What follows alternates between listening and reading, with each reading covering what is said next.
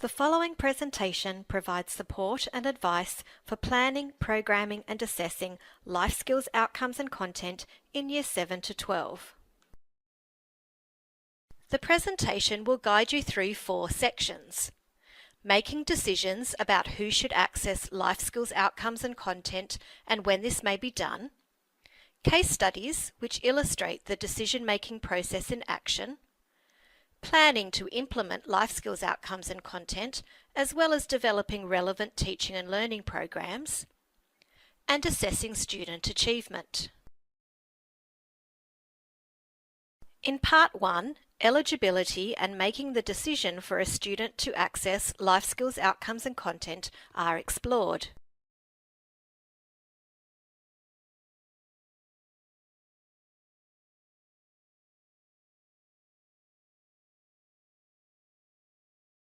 Students who are unable to access regular course outcomes, even with adjustments, may follow life skills outcomes and content.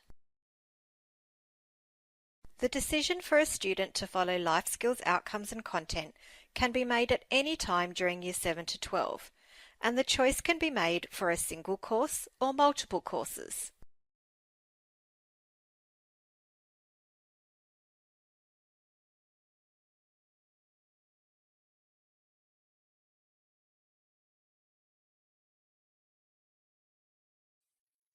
The Stage 6 Life Skills syllabuses can be found on the HSC syllabuses page of the board's website. The HSC course descriptions provide a summary of each Stage 6 Life Skills course, which teachers may find useful in determining the most appropriate course options for students within the resources of the school. Students studying life skills outcomes and content in one or more courses satisfy mandatory curriculum requirements in Year 7 to 10,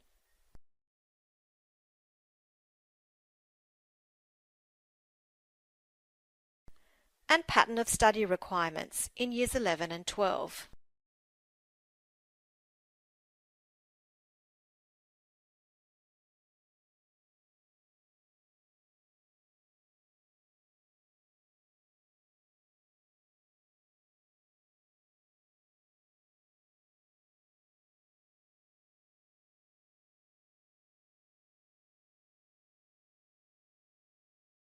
Life skills outcomes and content are designed for students with an identified disability, in particular an intellectual disability.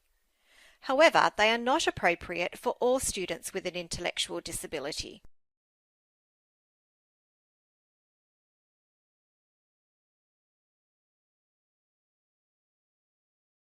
Providing adjustments is an important step in deciding if a student can access regular course outcomes.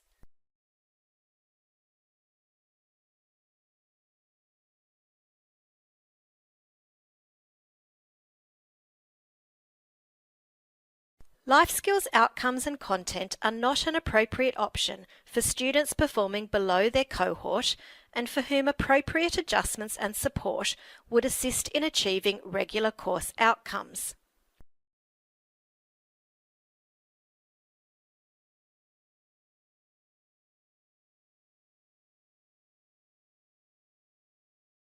For a valuable reference on deciding how and when to make adjustments, download the Adjustments Guide from the board's website. The collaborative curriculum planning process is essential when making decisions about curriculum options for students with special education needs. Find out more about the collaborative curriculum planning process by downloading the guide from the board's website.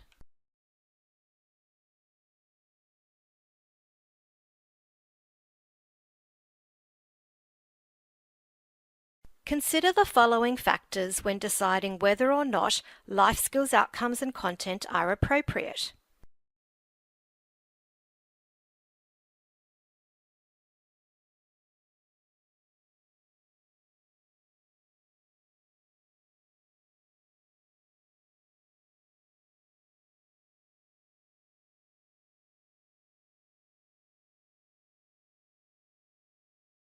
The decision-making flowchart is an easy-to-follow reference that guides teachers through the steps in deciding whether or not a student should undertake life skills outcomes and content. Download the flowchart from the board's website. The following two case studies illustrate the decision-making process in action. In the first case study, an English teacher and special education teacher discuss the needs of a Year 7 student. Justine, I'm glad you're here. Can I talk to you about Tom in my Year 7 English class? I have some concerns about his progress, and I think it might be appropriate for him to access life skills outcomes and content. Sure, Brad. What are you concerned about? I know Tom has Asperger's syndrome, and he finds it challenging to engage in any group work. I've paired him up with a buddy and ensure he works in the same group each time for consistency. He has a really clear set of guidelines to follow to help him interact appropriately in group situations. That sounds great. I'm really glad the adjustments we discussed are working. Yes, they seem to be working well. The problem at the moment is that I can't get Tom to engage in any writing. He can express his ideas orally, but won't write much down. Getting him to write any sort of extended response is almost impossible.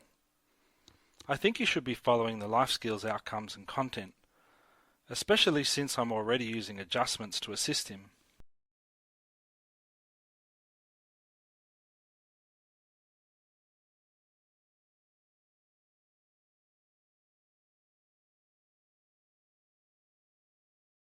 You write that before deciding if Tom should follow the English life skills outcomes and content, we need to explore other ways to assist him to achieve the regular course outcomes.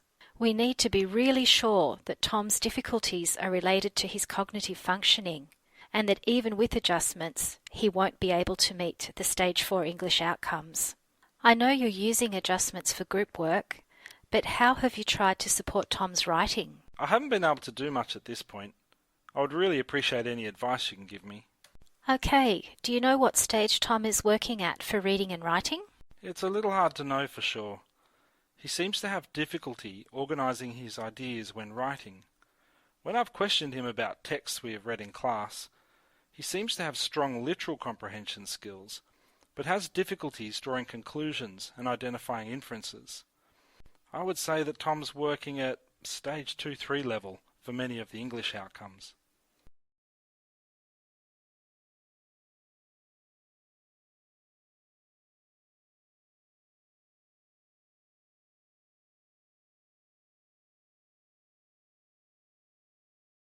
From what you've told me, I don't think life skills outcomes and content are an appropriate option at this stage.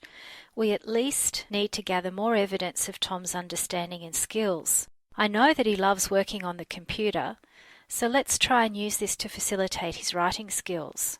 We can prepare some scaffolds on the computer to help him plan his writing. We can also use some guided reading strategies to assist his comprehension. Let's try these adjustments and see how they go. We can reassess Tom's progress later in the year. Sounds great. Thanks, Justine.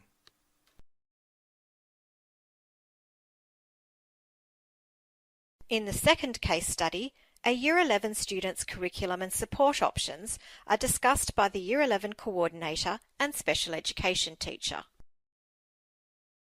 Hi Kelly. How have the Year 11 students settled into Term 1? Hi Matt. They seem to have adjusted well with a few exceptions.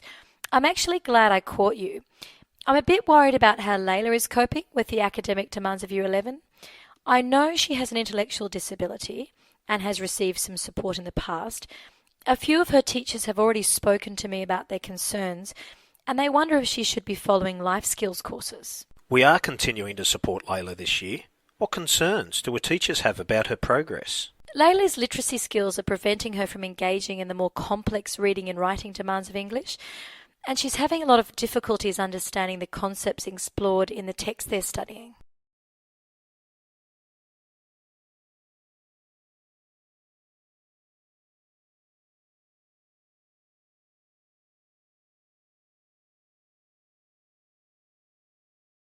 We have been working on Layla's literacy skills, and I know that she does struggle with exploring the concepts represented in texts. I was hoping that the support we've been giving her in English might have helped, but given her progress in this subject in Years 9 and 10, and so far in Year 11, it's probably time to discuss the possibility of English life skills with Layla and her family. Can we set up a meeting with her English teacher to talk about the options? Sure, I'll set it up next week. Also, Layla's hospitality teacher feels that she's not keeping up with the competencies that the class is expected to demonstrate. Should she be following life skills in this course?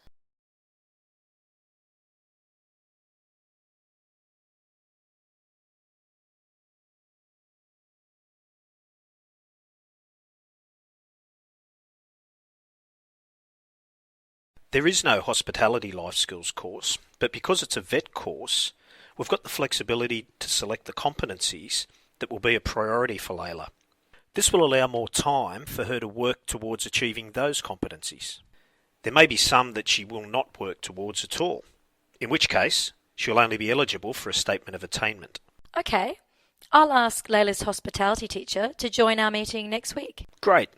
Then we can discuss our suggestions with Layla's family at her collaborative planning meeting. Layla's textile and design teacher is also concerned about the assessment task Layla is currently undertaking. In fact, most of her teachers are commenting about the fact that they don't think Layla will be able to cope with the assessment tasks she has to do this year. I know Layla's teachers are concerned about the assessment load, so we need to look at adjusting her assessment tasks first, before considering life skills courses. Are we able to adjust assessment tasks in Stage 6? Won't that provide an unfair advantage for her? Wouldn't life skills courses be more appropriate as they remove the stress of formal assessments?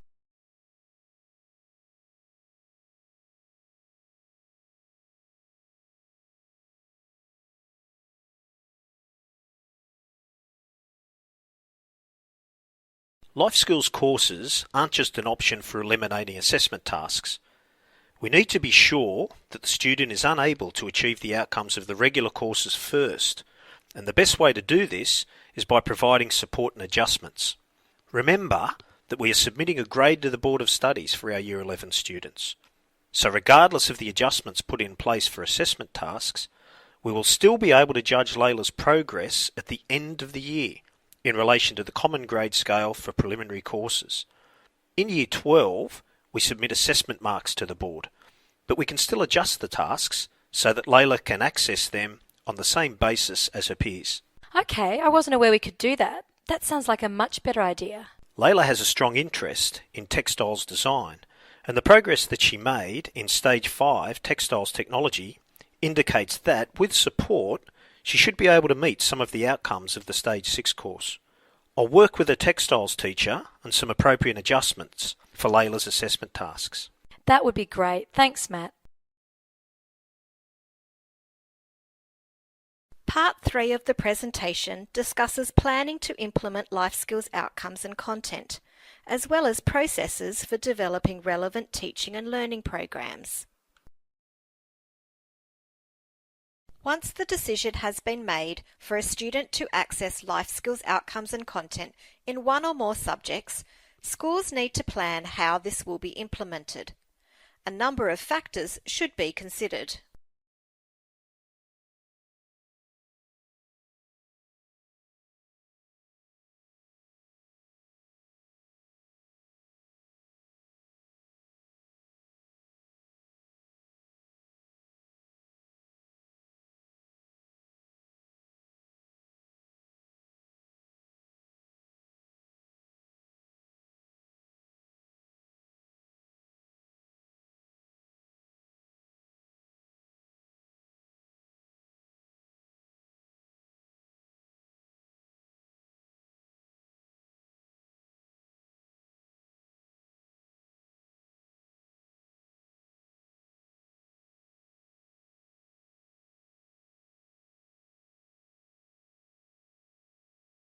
Schools may find it helpful to document planning decisions, but are not required to submit planning documentation to the Board of Studies New South Wales. The final step in school planning is to decide how programs based on life skills outcomes and content will be delivered. Implementation models include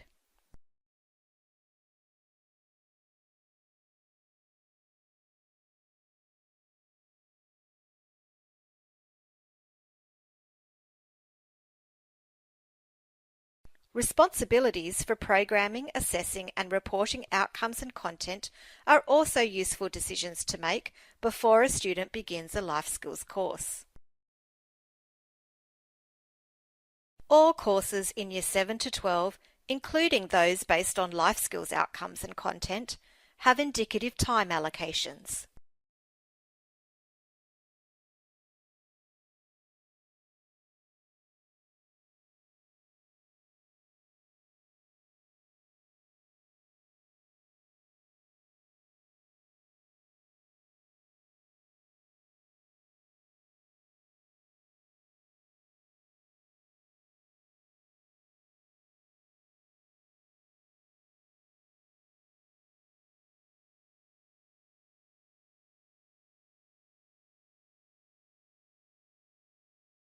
Once the decision has been made that a life skills course is the most appropriate pathway for a student, the first step is to select the life skills outcomes that the student will be working towards.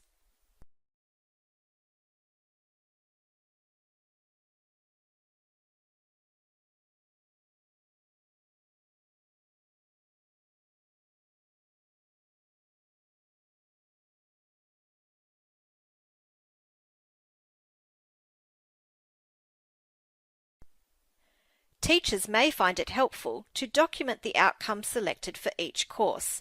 Only these outcomes should be reported on. To access a step-by-step guide for programming, download the model for programming life skills outcomes and content.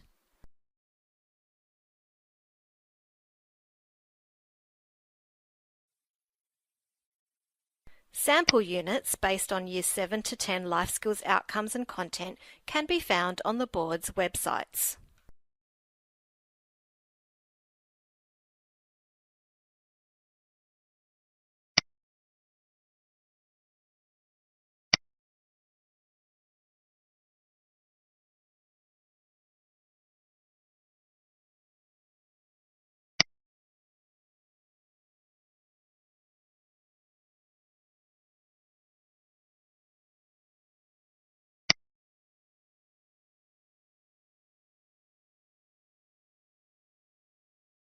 The final part of the presentation explores integrating assessment opportunities into teaching and learning programs, as well as reporting student achievement of life skills outcomes. Once the outcomes have been selected, it is essential to provide opportunities for assessing achievement of these outcomes. Typically, assessment opportunities will be documented in teaching and learning programs.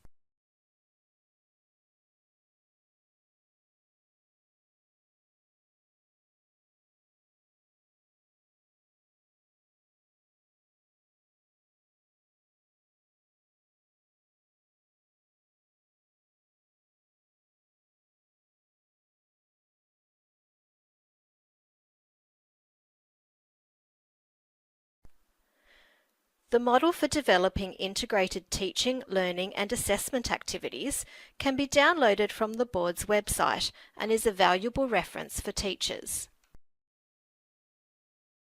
Assessment opportunities allow teachers to gather evidence of a student's progress in relation to the selected life skills outcomes.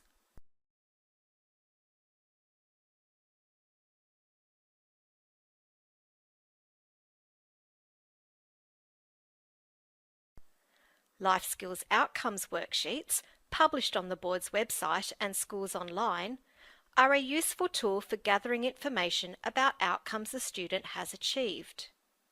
Teachers can use these to keep a progressive record of a student's achievement.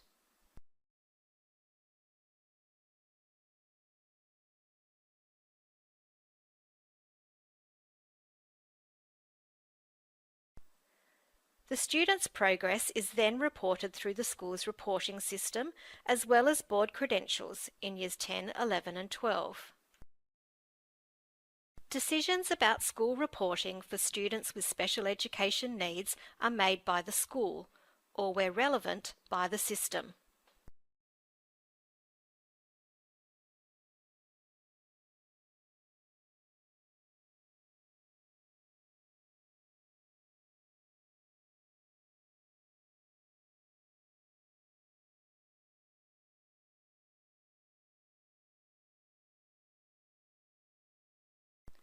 Note that grades and marks are not required by the board. There are two credentials issued by the board, the Record of School Achievement and the Higher School Certificate. These are available to all students, including those studying life skills outcomes and content.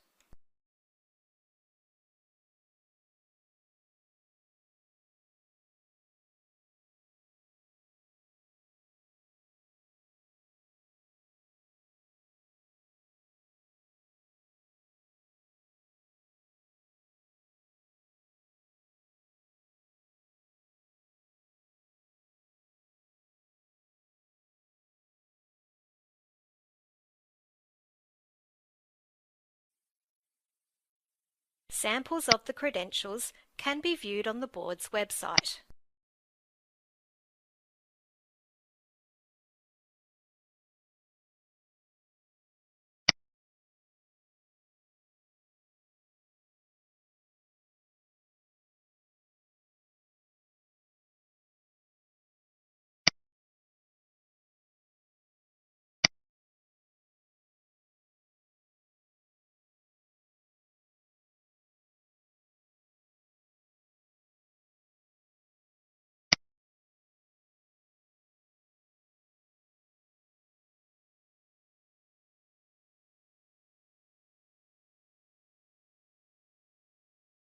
Students who have not met the course completion criteria and who have received at least 2 written warnings can be regarded as not having satisfactorily completed the course.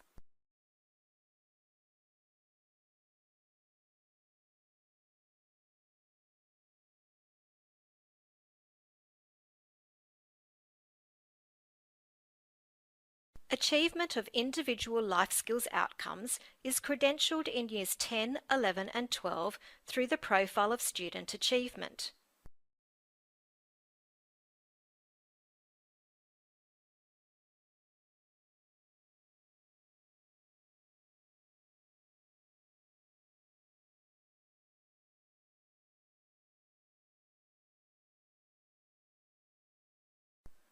All life skills courses are reported on the Profile of Student Achievement, with the exception of school-developed board-endorsed courses, such as Catholic Studies Life Skills. These courses are only listed on the ROSA and the HSC Record of Achievement.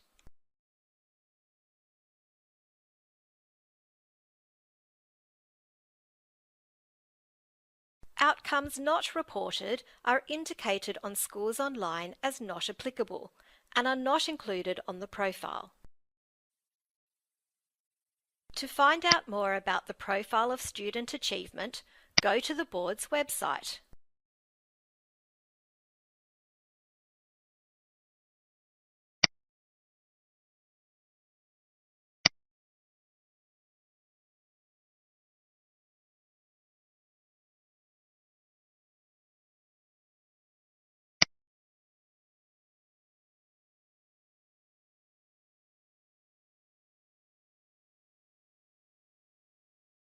The HSC All My Own Work program helps students to follow the principles and practices of good scholarship. The program is mandatory with the following exceptions.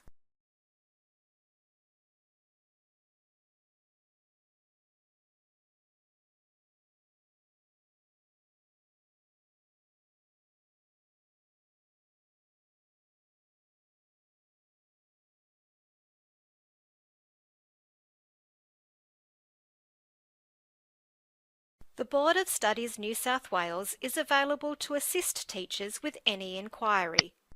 Please contact us if you would like further information or assistance.